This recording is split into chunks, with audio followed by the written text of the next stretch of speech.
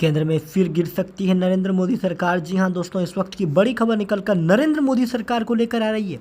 वर्तमान में बिहार में चुनाव तो चल ही रहा है, लेकिन बिहार का चुनाव पूरे देश की सियासत गरमाता देखने को मिल रहा है।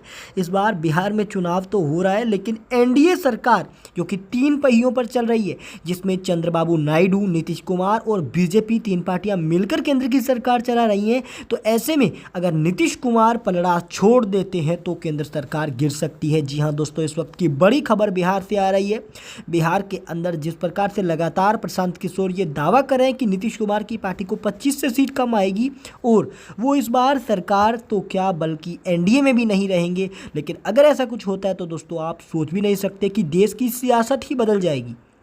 जी हां दोस्तों, नीतीश कुमार भले ही 25 से कम सीटें जीतकर एनडीए से अलग हो जाएं, लेकिन ये सिर्फ एनडीए से अलग होना नहीं होगा, बल्कि देश की सियासत का बदलना होगा।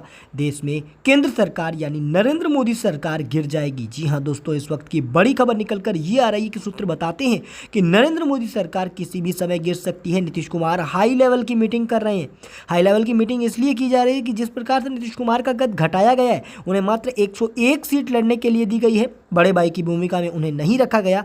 तो ऐसे में नीतीश कुमार अब विचार कर रहे हैं कि वो एनडीए से अलग होकर सभी 243 सीटों पर चुनाव लड़ें, ताकि वो अपनी शक्ति को और भी अच्छे से सबको दिखा सके। नीतीश कुमार चाहते हैं कि उन्हें कम ना आंका जाए। बिहार के अंदर उनकी भूमिका उतनी ही रहेगी जितनी पहले थी, लेकिन सच तो ये है कि नीतीश कुमार अगर एनडीए से अलग होते हैं तो केंद्र सरकार गिर जाएगी।